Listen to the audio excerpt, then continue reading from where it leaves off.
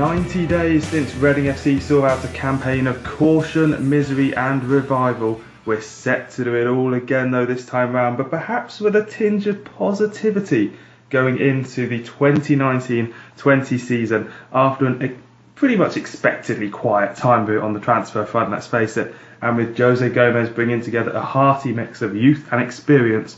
Be prepared for one of the most unpredictable campaigns we've seen at the Madejski Stadium. Welcome back to the Tilehurst End Podcast. Episode 196 kicks the season off in earnest and about a week early, in fact, due to varying commitments, which has forced us to get our eye in nice and early before the season starts and Reading kick off against Sheffield Wednesday. I'm your host, Marc Mayo, joining you for yet another potentially, hopefully, very interesting season of all things Reading Football Club. And joining me tonight to talk through where we're at as we begin the season is Dave at Handbags. Harris, how's it going, mate?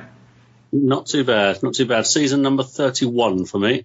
Oh God, I think I'm season number 17. In fact, in that case, as a watching fan from the stands, as opposed to a kid who was supporting Man United and told to watch Reading because he could actually, go and watch the players as opposed to just pretending they're real on a TV. But yes, so a bit of housekeeping before we kick on into the preview. Then we've got obviously the Tilehurst End Patreon campaign is always up and running, is continuing. We have been able to sort of pick and choose, as I say, with a bit of housekeeping going on in the podcast. We're giving it a bit of a lick of paint, so that's kind of contributing to that. So thank you to everyone who is who's helping out with that cause and just letting us know through the summer that we're doing something right and still helping you keep on top of all things Reading. Hypothetical paint, I hope.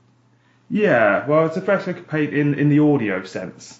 It's pretty much how I describe it. So we've got I think it might be a bit messy if you could sort of paint the mic, and it might kind of defeat the object. Yeah, well, actually, I'm using a new microphone at the moment, so I'm glad I didn't actually cover it in paint or anything, which is probably the good idea because I'm no tech whiz, but generally speaking, it's not the sort of thing. But the man who is actually the artist of the sort of Tilehurst End clan and whatnot is Benjamin Greenwood, and he's sorted us out a nice new logo for the Tilehurst End Podcast, as you've hopefully already seen. Like rebranding, I like it.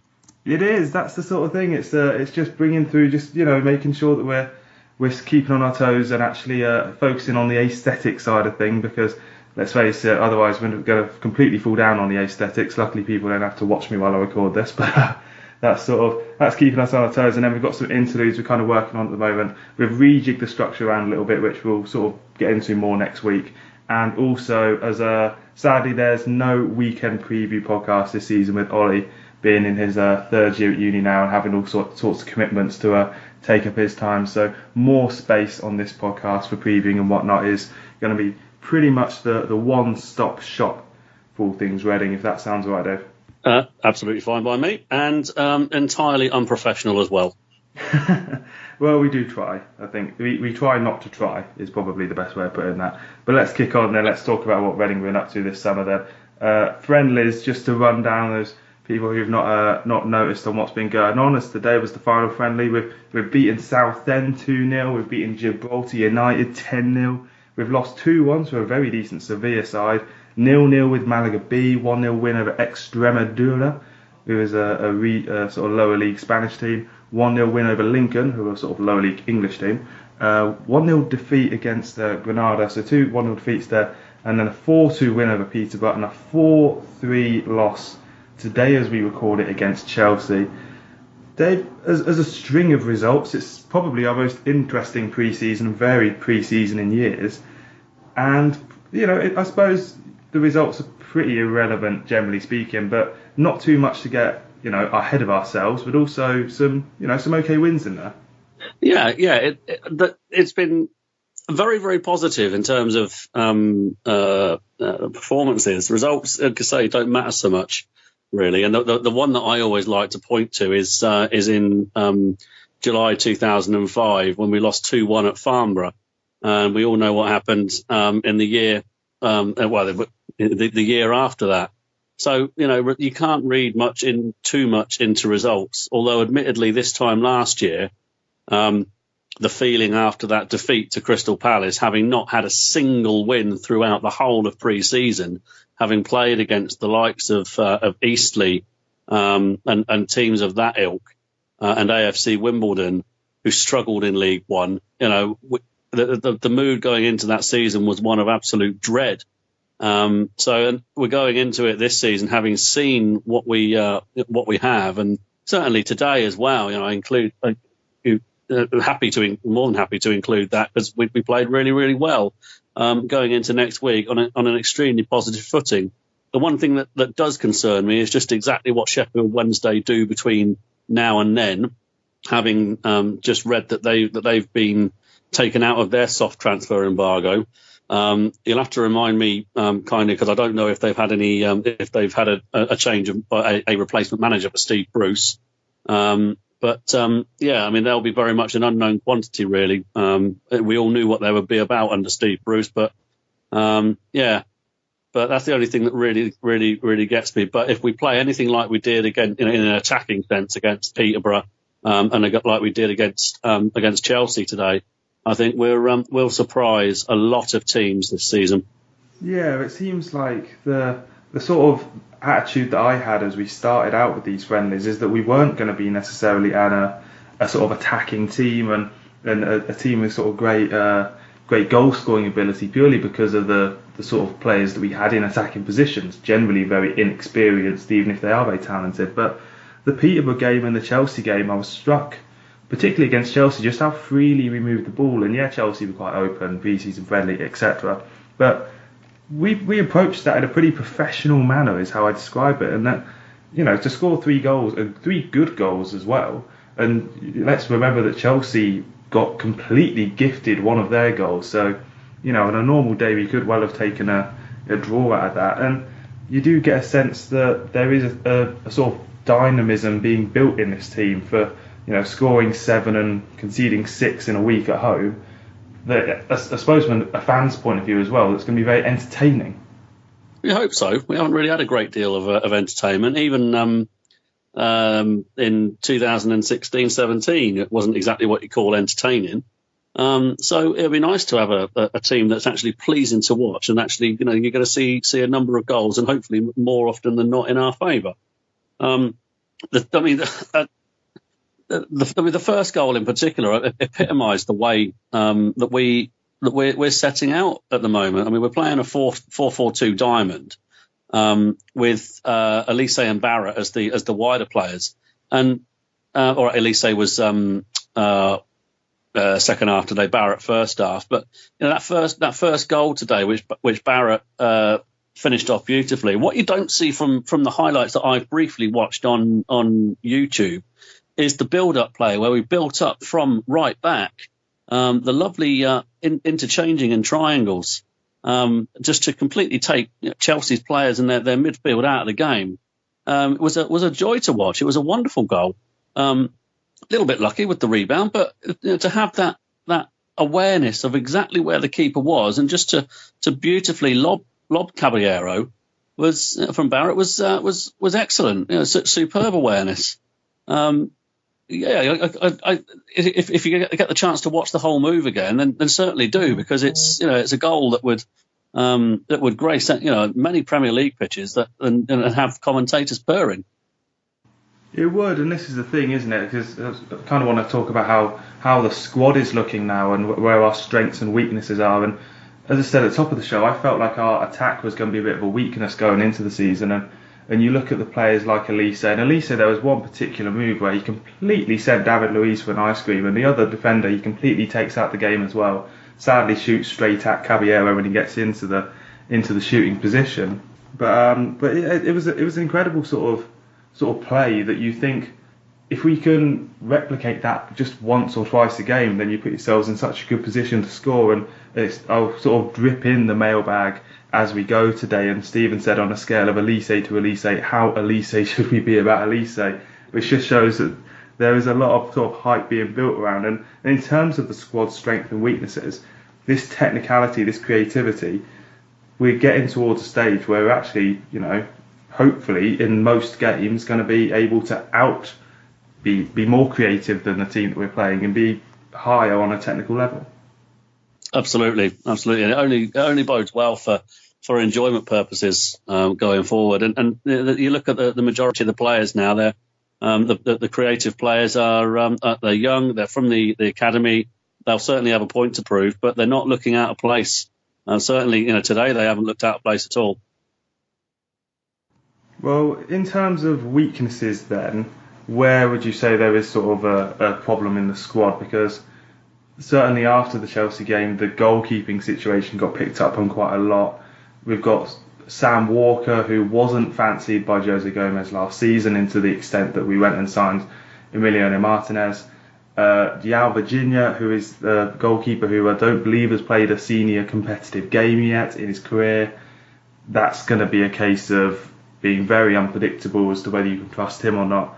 And I mean, we never are going to get a goalkeeper as good as Martinez back for this season. But do you think that's a case where we are just going to have to try to grin and bear it and accept that that's where we are as a club, that these sort of players are going to play for us occasionally? Or I think so, certainly at the moment. We are where we are. We've signed João Virginia, presumably to be first choice, and presumably because he's got a lot of potential. All right, he hasn't played a first team game, but for what I've seen of him, he's looked okay, and there's a lot there to work with. So I'm reasonably content knowing that A, he's 19, and B, knowing that we're going to have to be patient with him because he will make mistakes. I know a couple of people were asking what was he doing with the second goal today. It was deflected. I was right behind it, and it was so obviously deflected and wrong-footed him. It was. He couldn't. I'm not sure he could do much more with it than what he did. The backup keepers, though, I mean, Sam Walker, he didn't exactly impress a great deal last season. All right, he was in a poor side. He hasn't done a great deal today to really change that opinion. I mean, the second one that he conceded, I think the less said about that, the better. Yeah, let's be fair to him and not talk about it then. Well, quite. I mean, yeah, I think it would be ultimately patronising if we did. So, yeah, goalkeeping, it is where we are. Having said that, in front of whoever the goalkeeper happens to be, I believe we have one of the best player-for-player back four lineups, certainly central defensive partnerships anyway, that the division has to offer now. I think we've gone about life in exactly the right way. We're not going to rebuild over a very short period of time. Rome wasn't built in a day, is the old proverb, isn't it?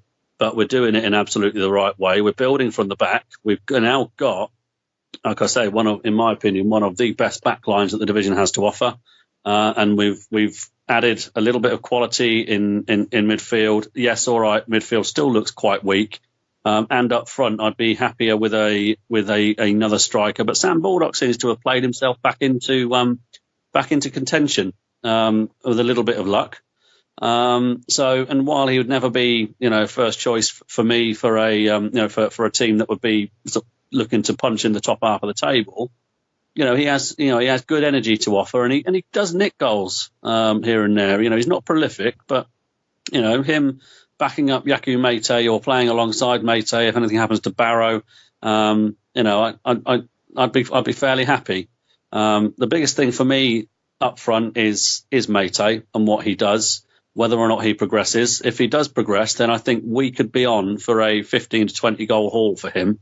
But it all depends on obviously fitness, form, how he develops, and hopefully he can push on the form that he showed at the back end of last season, and go on to be an even better player. He looks like we're starting to play through him more, with balls into his chest and into his feet. And he certainly had in the first half when he was on. He looked like he had the measure of Chelsea's defence, certainly physically. So reasonably promising, I think. But at the same time, goalkeeping is looks like it could be improved, but I don't think we will.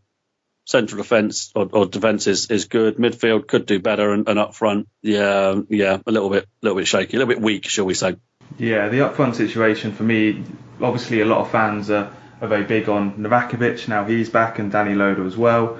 I just personally stress that they've scored one championship goal between them in their careers, and you might be able to say that's a bit unfair because Novakovic hasn't really played, but at the end of the day, there's kind of a reason for these sort of things. So I don't know if we'd sign a striker. I wrote a piece on the Tilehurst End recently saying Sam Baldock is justifiably kind of the one high-paid player that we aren't kind of desperately trying to sell. He went on the Spain tour. He's been playing consistently.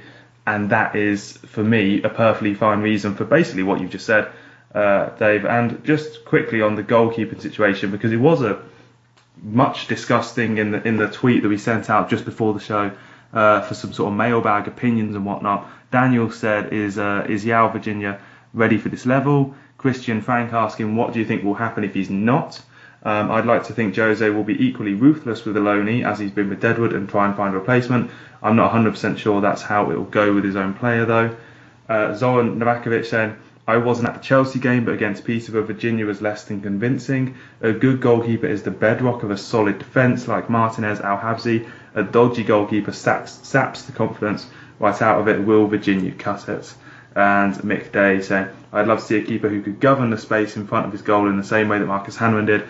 He prevented so much danger with his aerial dominance. And personally, for me, the case of Jose Gomez perhaps going back into the market for a goalkeeper, I think that's the thing for January now. I don't think Reading are particularly in a position to go and get another goalkeeper.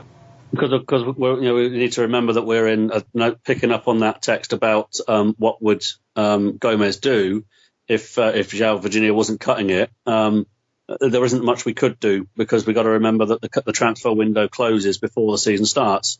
So it's between now and January. And if he doesn't cut it, then we either go for we either make a change and play Sam Walker or one of the youngsters, or we stick with him. So I think what's going to happen is we will stick with him. And got to remember he is 19, so he's got to have the fans have got to have patience with him. So you can't. All right, if he does start costing us goals that cost us results, then so be it. But it'd be interesting to see exactly what Gomez does if he does start doing that. I don't think. I trust Gomez's judgment a lot based on what he's done so far this in his managerial tenure, certainly at Reading anyway. I can't believe that he would leave a 19-year-old goalkeeper out to dry. He's the sort of manager that I believe would be putting an arm around the shoulder of him if he does make a few mistakes, and hopefully giving him the confidence to play. I've not seen anything really to be too concerned about with him. But at the same time, it is pre-season. It's not a cut and dried, dyed in the wool first team competitive championship fixture. No, and I think the thing is with the Virginia signing as well is that he was the first signing, and he was a signing that was made under this talked about soft embargo we were under. And the fact that he was allowed to join amidst that kind of tells me that we're not really paying any money for him. He's basically just there as a freebie who Everton are happy to. If he plays 10 games, he plays 15 games for us this season, then they're probably happy because he was going to play 0 at Everton. So, he's there and he'll be a theme for the season, and ultimately he's probably been signed for a bit of technical ability on the ball as well as his saving ability, because that's certainly where Sam Walker appears to be lagging behind. The other signings that we've made, just to round those off, we've signed Michael Morrison, the Birmingham captain, on a free, which generally speaking, if you're signing the captain of another team without paying for him, for me that's a good deal. Matt Miazga on loan for the season, centre back. I don't think we really need to say much more about him because we know all about him and we've raved about him plenty of times on his 6-month loan spell last season. And Charlie Adam on a free in midfield, which is, what's your take on this, Handbags? It's an interesting signing when we go to obviously another championship club. He hasn't really played much last season. His career has kind of ebbed and flowed from some massive heights and some, say last season he was pretty anonymous at a pretty anonymous team. So picking him up, 1 year deal, is it a case of, just throw him in there? It's a position certainly for me that we needed to strengthen. And is he going to, do we have to really rely on him that much, or is it kind of risk-free? For me, it's relatively risk-free. I can't believe he'd be on huge wages. He's only on a 1 year deal. So, if he wants another deal, he needs to play well. He brings a technical ability. We all know what his quality is certainly with his left foot. So he's a Gomez type player. And as he did today in the base of the diamond he was at today, he could just sit deep. And today I thought he looked really good, really, really composed, certainly in deeper areas. And he pinged the ball out wide on more than one occasion in a very, very composed manner, and just kind of kept things ticking over. I quite enjoyed watching him play today. So for me, it was a reasonable signing on a free. Certainly offers us backup at the very, very least. And yeah, why not? I quite enjoyed watching him play today, and I think he'll certainly have something to offer this season. Well, we're basically just traded in for Liam Kelly, haven't we? We've basically just said for Kelly as a player who's left for Feyenoord for what we understand for a nominal or for no fee, and we've got Charlie Adam instead to do pretty much that job. And if that's what Gomez wants to do, and Charlie Adam is certainly a higher ilk of player than Liam Kelly, I won't complain about that. A few questions on the topic of signings, as we have until Thursday, the 8th of August, I believe it is the transfer deadline. Jolie saying, what signings do you think still need to be made? And if, fearing the worst, we are unable to make any, how do you fancy our chances with the squad we have? Michael Dakin saying, you're only allowed to sign one more player. Which position would you pick? And Josh Buck saying, after today, where do we need to strengthen? So with that in mind, then, Handbags, it's a case of limited funds, as we've known all season. It's a case of the club not really selling too many players. We'll get onto the outgoings in a second, but the budget is pretty straightforward. And we've got a goalkeeper, we've got 2 centre-backs, we've got a centre-mid, we've got a bunch of kids to play in attack. And, to fill out the squad as we need it, where would you say is that last position that we need to fill? Do you know,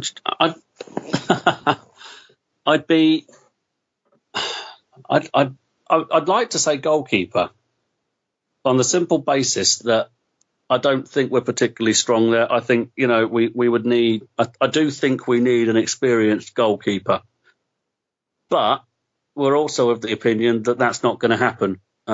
So, realistically, if I do answer that, then, I'm going to be disappointed.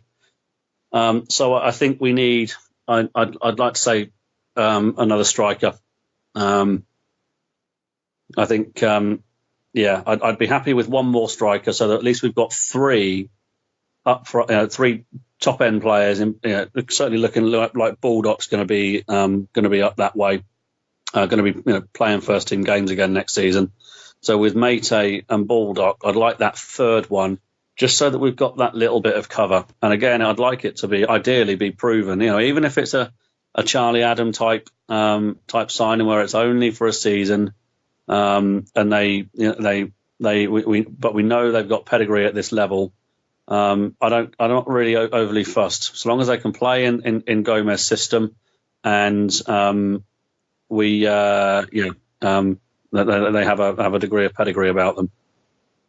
Yeah, it's interesting the thing with strikes, isn't it? Because we've got, as I say, so many young players who can, in theory, do a job and all those kind of sayings. I'll give them a run of 10 games and hopefully that'll work out. But we've not necessarily got the luxury of that, and Gomez might not want to, say to someone like Novakovic that you're going to get 10 games, because it's then telling someone like Danny Loader that he's not going to get in for those 10 games. So it's hard to sort of balance it out. And for me, I think if we're going to sign one position, I'm kind of the opinion that you can't really have too many central midfielders, because if we're going to play a diamond, and if we're going to have a player who sits. We've obviously got John Swift and Winamota who are they're going to have to be massive this season. Those two players, I think they're as important to us as the team, or as important to the team as any other players in the squad at the moment, if not the two most important players we have, because they're in essence the spine what we're going to build around now.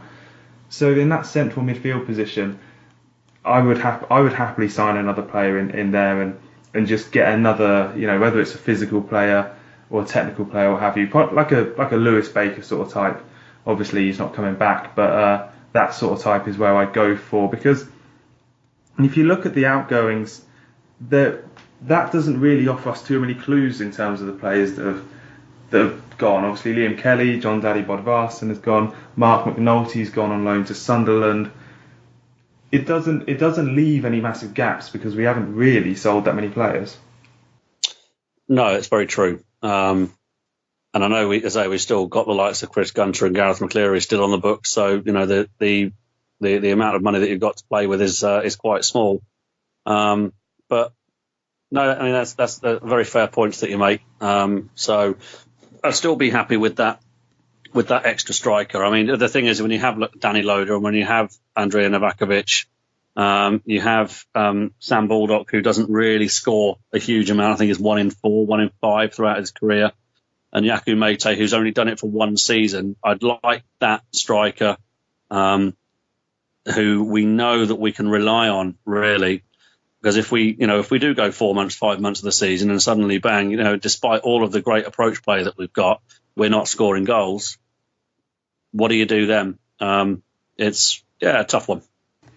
It is, and interestingly, on McCleary and Gunter, both those players have been given an official squad number for next season, as has AD Popper, but the likes of David Myler, for example, haven't. And there has been a kind of conversation with this kind of transfer listed group of about 7 players who were told to turn up later for pre-season, weren't taken on the Spain tour, haven't featured at all in the friendlies and whatnot. A lot of fans have felt that, particularly for players like McCleary, who are effectively almost our longest serving players, that they're it feels a bit heartless. Where do you stand on this? Because for me, the idea that, obviously we're still paying McCleary, still turning up, still give facilities to train in, we're obviously pushing for him to find a new club as hard as we can. I'm sure he could find another club if he wants to take a pay cut, but understandably he isn't. And I don't quite buy into the sense that this is a sorry state to be in. It's a sorry state that we gave him the contract in the first place that he wasn't worth. For me, that's when the club did wrong. What they're trying to do now and get rid of him, yes, it seems extreme and it can seem harsh, but obviously we don't know as fans particularly how useful or successful these sort of extreme measures are. Do you think it is a case that the club are being too ruthless and too harsh with these players by effectively outcasting them? I think there's certainly with players that have given the club a good degree of service, like Gunter and McCleary. Whether you like the players or not, you can't turn around and say that they haven't been professional throughout the whole of their careers here. And McCleary certainly was a key player. At the end of last season, he started, I think, most of the games, and he set up some key goals. I mean, I'm thinking notably the opener at Ipswich, and Gunter, of course. Gunter has taken absolute pelters from some of the fans for one reason and another, unfairly so in many cases, certainly very, very harshly in some cases, but he's given 100%, which is the bare minimum that you can ask for. He's given 100% in every game. So looking at it now in the cold light of day, I think it is very harsh the way the club have, like I say, effectively outcasted them. And I think there must have been a better way to go about it. Certainly a more conciliatory way to go about it. Perhaps keep them involved in the squad. And take them, but knowing that they would still be able to play, I suppose, but knowing also that if the club received an offer for them, we'd be looking for them to hopefully move on. Like I say, I think I can see exactly both sides, but yeah, I'm of the opinion that particularly with McCleary and Gunter, I think we've been exceptionally harsh with them. The thing is those. I mean, John Daddy Bodvarsson had a lot of market value, in my opinion, to the extent that we've got like a six-figure sum, near enough, not too far off £1 million, to let him go to a team, yes, championship rival, but personally not too fast because he's not. I don't think he's that too good a player. But McCleary, at his age and at his wage, is going to be very difficult to find a new club. Gunter, you'd have thought that there'd be a bit more chat about him leaving if someone really was that keen on him. So therefore, you get to a situation in, two and a half weeks' time, those players are still at the club. It's almost impossible to get them out. Do you bring them back then? Do you think that they'll get brought back in? Because I am of the opinion that they will get brought back in to some sort of degree, whether that's to play in the League Cup or slowly brought back into the subs and training with the first team. It will be awkward, and it seems a bit of a waste of time if that happens. But practically speaking, if we're if we're in a bad run of results and we've got Gareth McCleary there and we're lacking for width or whatever, it seems almost silly that you wouldn't bring him back into the fold. I absolutely agree. I entirely agree. Regardless of his age and regardless of his money, he's still a very effective player. And on his day, he's one of the best wingers in the division.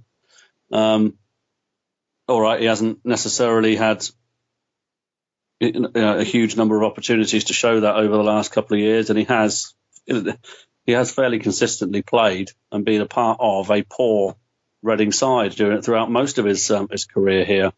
But my opinion is I think it's absolutely scandalous. Like a player like Gareth McCleary has not played more in the Premier League than what he did. He only had one season, so I think I'm of the opinion. Yeah, he probably will be drafted back in if he doesn't leave, and to at least supplement and complement the squad. Certainly, if we end up with a number of injuries, and of course it will be up to him then to play to a level that keeps him in the certainly in the squad for the rest of the season. But I think it will be a more by luck than judgment scenario, much like Sam Baldock.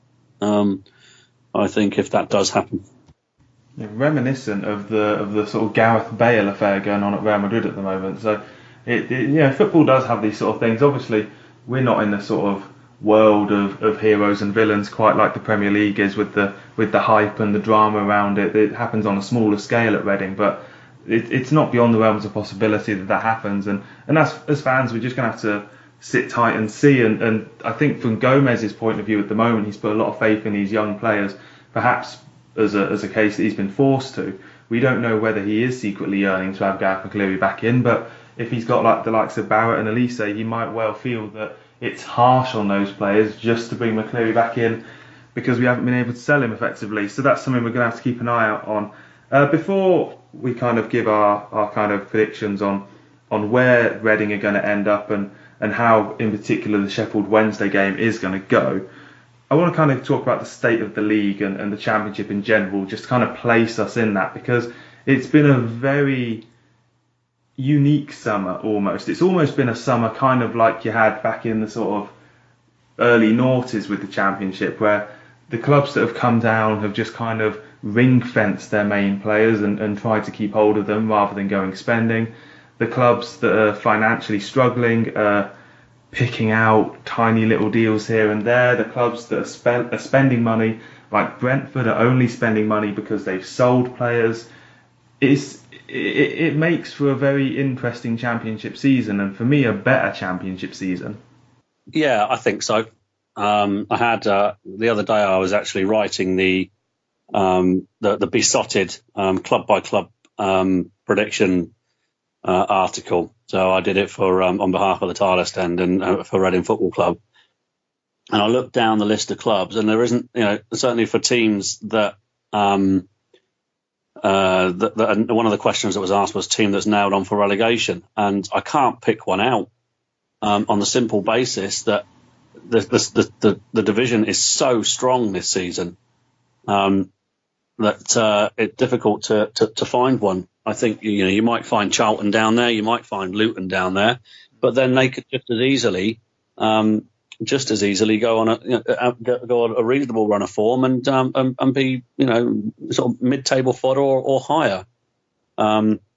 So I think where we are, based on what I've seen, based on what I've seen so far this pre-season, I think we're going to surprise a lot of teams. I don't think we're going to pressure the top six, but I don't think we're going to be anywhere near relegation. So, I think we'll probably be. I predicted sort of 14th-ish, something like that in the article. I think that's roughly where we're going to be. But hopefully on a steady upward, at the beginnings of an upward spiral. A gradual rebuilding into both this summer, January, hopefully, and in the next pre-season, and hopefully Gomez is still our manager then, and going from there. I can't at the moment see us being anywhere near the relegation zone. I think there will be weaker teams than us, but at the same time, this time next year, who knows what's going to happen, because it's just such an unpredictable division, as ever. That's the thing, isn't it? You come into these games, you look at the first few fixtures we've got: Sheffield Wednesday at home, Hull away, Cardiff at home, West Brom away, Huddersfield away, and Charlton at home. And you think, well, out of those home games, you look at 5, maybe 6 points. You look at the away games, you take a win and a draw out of it. But Huddersfield are a team that have probably been one of the worst Premier League teams in history the last year. They've come down with Fulham, and who have got a very inexperienced manager. Cardiff, who have basically got the same team they had before. They've got the same manager. One of the rare teams that you can actually kind of confidently say how they're going to play and how they might do. But these teams like Charlton, Sheffield Wednesday, Hull, us as well, are such unpredictable quantities. And as a team that hasn't made too many signings, and for us, we've kept our manager, unlike those two teams, you get a sense that the organisation and the basic level of the team is going to be quite high, and that's probably going to be the same for us and for a lot of teams in the Championship that haven't been able to spend money. Because when you just have basically the same team as last year, in theory, that makes me think that they're going to be a bit more organised. Their team spirit will be quite high because they'll know each other a bit better. There'll probably be less, like silly defending, less stupid mistakes. That these teams are just going to gently raise their level in the kind of evolution that you get. And that makes it a difficult proposition when you are hosting these teams who are, like Blackburn, for example, will know each other inside out in the same way that you hope we will. And therefore, picking up the points, it could be a very unpredictable state that maybe we win at Huddersfield and lose at Charlton. And personally, in terms of how we're going to do this season, I think for the first few months, we are going to be very inconsistent. I think with the nature of the players we've got, with their age, with the kind of style that we play as well, and how errors can pop up quite easily and cost us quite a lot. I think we're going to be finding ourselves watching a team that's brilliant one week and just doesn't kick into gear at all the next. Yeah, and that's going to be it's almost a trait for every young side, and that's where we need to really be on our mettle, because and try and leach out as many consistent performances as we possibly can. But yeah, again, it's going to take patience from supporters, and time. It's the only thing that we can do. And on the more immediate future, because Reading are kicking off on the first game of the season, then as we mentioned, Sheffield Wednesday at home. This is going to be an interesting game because basically we have very little idea kind of how Sheffield Wednesday are going to turn up. As you alluded to earlier in the show, that they don't really have a manager at the moment. The latest news is that they potentially might be going for an Argentine by the name of Nestor Lorenzo. So God knows what sort of state they'll turn up in. And obviously in the next week, Reading might make a signing or two, although I do suspect that if we make a signing in the coming days, they won't be starting against Sheffield Wednesday. It seems like Gomez is the sort of man who, unless they're an amazing player, will kind of keep a consistency to his team and go from there. So for Sheffield Wednesday, how do you expect this game to sort of go? Do you think that we are going to race out the blocks and get a couple goals, or is it going to be a bit more stodgy and a bit more of of a kind of moment when out of pre-season, the younger players in particular kind of get the jitters to an extent and realise that this is the real thing, and up against players in a competitive atmosphere, it's a different ball game. Well, they had most of the youngsters have had an idea of what first team football's like, because they've all played it before, even if they not to a huge extent. I think they certainly will look to make a fast start playing the quick, incisive football that we saw certainly in the first 15 minutes today, where at times we had Chelsea all over the place. I think we'll be looking to do that. I think we'll be looking to create as many chances as you can. That's kind of the aim of football, really. I can't see us making a sort of Yap Stam type start where we kind of play ourselves into games. If we can make a fast start, then I think it'll bode well. And I hopefully get an early goal and just settle ourselves down a little bit. I think we'll be in a good place. Well, hopefully we can benefit from Sheffield Wednesday being the sort of team that's not in a good place. And I must admit, I'm not too in tune with how their fans and whatnot are feeling about the new season. But for a team that has relatively recently lost its manager, I remember we played Nottingham Forest about halfway through last season, straight after Aitor Karanka left, and they were basically a shambles. So if we can get Sheffield Wednesday in any kind of state like that, we will have a good chance. Just to point out that Sheffield Wednesday have only just been released from their soft transfer embargo. So, they were in the same situation as us, but it didn't. They were in it for a little bit longer. So they'll be looking to do some of any of their business certainly this week. So worth keeping an eye out for. But at the same time, as you say, they haven't got a manager. So. Well, that means for me, that just means that it's a case of, if they are going to plug in 3 debutants for us against us, I think that probably bodes well, and that gives us an opportunity to, especially when you say about this fast start, that gives us the opportunity to catch them unawares, and as they're still feeling the way into the season, as it were. So that I think bodes well, generally speaking, for us. And as the start of the season commences, is the start of the return of the Tilehurst End Prediction League.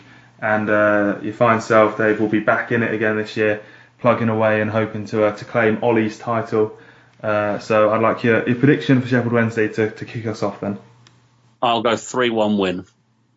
Okay, well I was thinking for a long time 0-0 for this, because we drew a lot of games 0-0 last season, but from the last couple of pre-season games, it looks like we're kind of kicking into a bit better of an attacking gear, and maybe even worrying defensive. So I'm going to go for a 1-0 Reading win, perhaps a bit of a backs to the wall, score early, and that's that sort of game. So 2 wins to kick off the Prediction League this season then, and this season will begin on Saturday in earnest at home to Sheffield Wednesday, and we'll be back for episode 197 of the Tilehurst End Podcast after that game. That should be on Monday.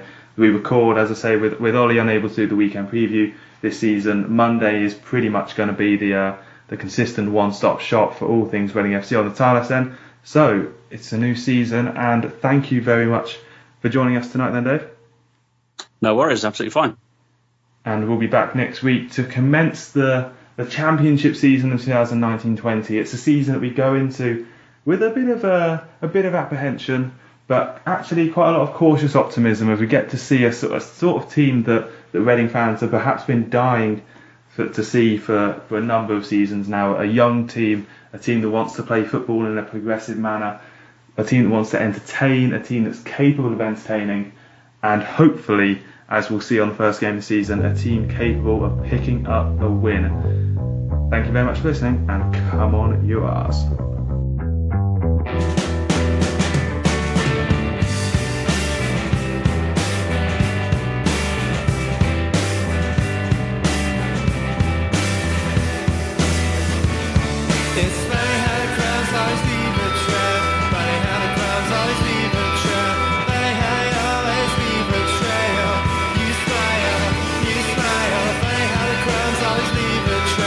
Even when its team is on your tail, but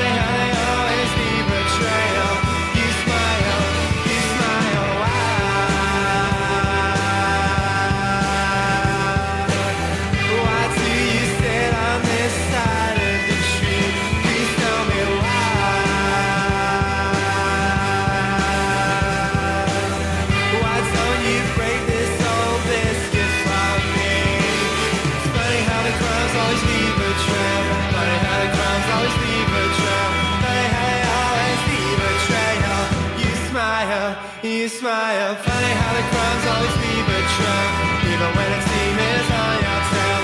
Funny how your eyes leave a trail. You smile, why?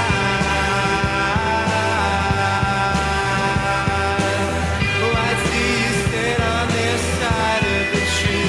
Please tell me why. Oh, I told you break this old biscuit for me. Break this biscuit for me.